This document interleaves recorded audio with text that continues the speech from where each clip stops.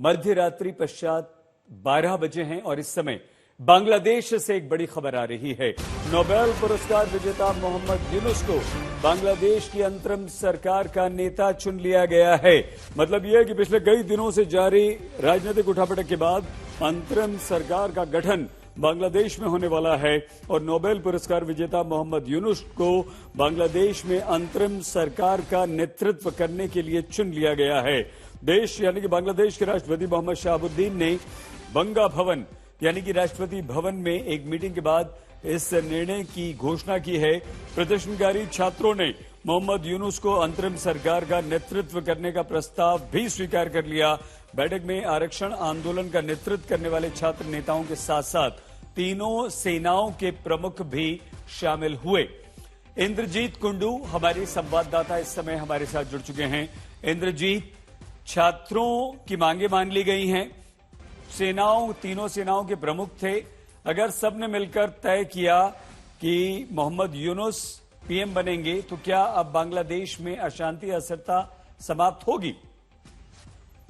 देखिए, यही सबसे बड़ा सवाल इस वक्त सईद है, क्योंकि जो स्टूडेंट्स मूवमेंट के जो लीडर्स हैं, एक 15 सदस्यीय दल इस वक्त कुछ देर पहले निकले हैं राष्ट्रपति भवन से और उन्होंने उसके बाद प्रेस कॉन्फ्रेंस करके ये कह दिया है, ये अनाउंस कर दिया है कि राष्ट्रपति ने उनकी मांग मान ली है।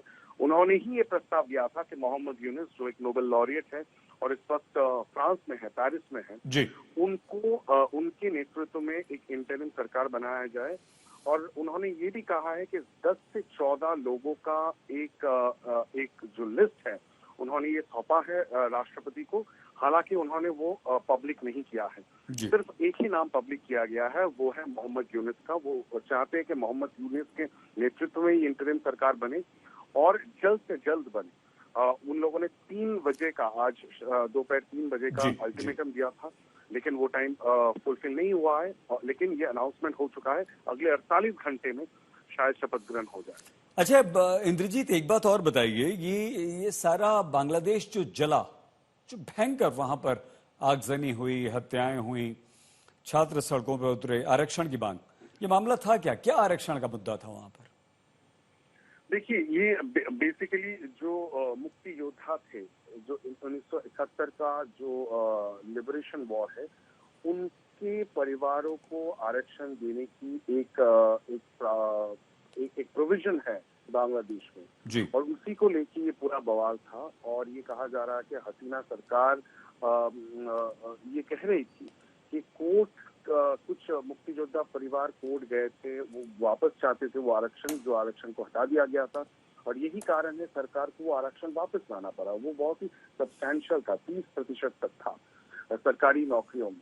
और उसके बाद से लेके उसको लेके जो अभी इस वक्त छात्र जो है वो रास्ते पे उतर के प्रदर्शन कर रहे थे पिछले 1 महीने से, ये कहते हुए कि ये बिल्कुल सही नहीं है इस वक्त। और उसके बाद हसीना सरकार की ओर से ये कहा जा रहा था कि ये वो कोर्ट के आदेश के जो पालन कर रहे थे और ये सरकार का इन प्रिंसिपल डिसीजन नहीं है। लेकिन जिस तरह से हिंसा भड़की और ये आंदोलन हिंसक रूप ले गया, उसके बाद सरकार को फिर सुप्रीम कोर्ट जाना पड़ा। सुप्रीम कोर्ट ने इस कोटा को स्ट्राइक डाउन कर दिया, लेकिन कहीं ना कहीं पूरा आंदोलन का जो रुख है वो बदल गया। और लास्ट में पिछले 1 हफ्ते में अगर आप देखें तो आंदोलन सिर्फ एक ही पॉइंट एजेंडा हो गया था, वो है ये था कि शेख हसीना अपने पद से इस्तीफा दे दे, और वही देखने को मिला। अच्छा इंद्रजीत, एक बात और, जो शेख हसीना के बेटे ने आरोप लगाया है कि इस आंदोलन के पीछे पाकिस्तान और अमेरिका है, ISI है, कैसे यह आंदोलन को पाकिस्तान ने हवा दी, भड़काया? देखिए, ये अवामी लीग की जो नेतृत्व है, और आपने कहा और हमने सुना भी इस इंटरव्यू में, शौजी वाजिद जॉय जो शेख हसीना के बेटे हैं, उन्होंने भी ये कहा है। अब भारत में जितने भी ऑब्जर्वर्स हैं उनको भी ये लगता है कि कहीं ना कहीं ये जो छात्र आंदोलन है इतना भयंकर रूप ले लिया जिससे एक सरकार गिर गई। कहीं ना कहीं कोई थर्ड पार्टी का इन्वॉल्वमेंट जरूर हो सकता है, ये तो आगे के दिनों में इन्वेस्टिगेशन में पता चलेगा।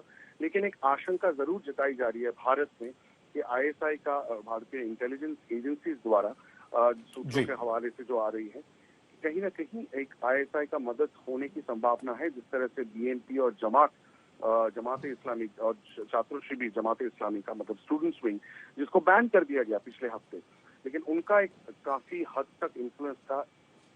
ऐसा एक प्रदर्शन देखने को मिला छात्रों के द्वारा, जिससे एक सरकार गिर गई। इंद्रजीत, हमें मोहम्मद यूनुस के बारे में कुछ बताइए। क्यों गरीबों का बैंकर इस व्यक्ति को कहा जाता है, और 84 साल की उम्र में बांग्लादेश की सत्ता को अगर मोहम्मद यूनुस को सौंपा जा रहा है तो उसका मुख्य कारण क्या है?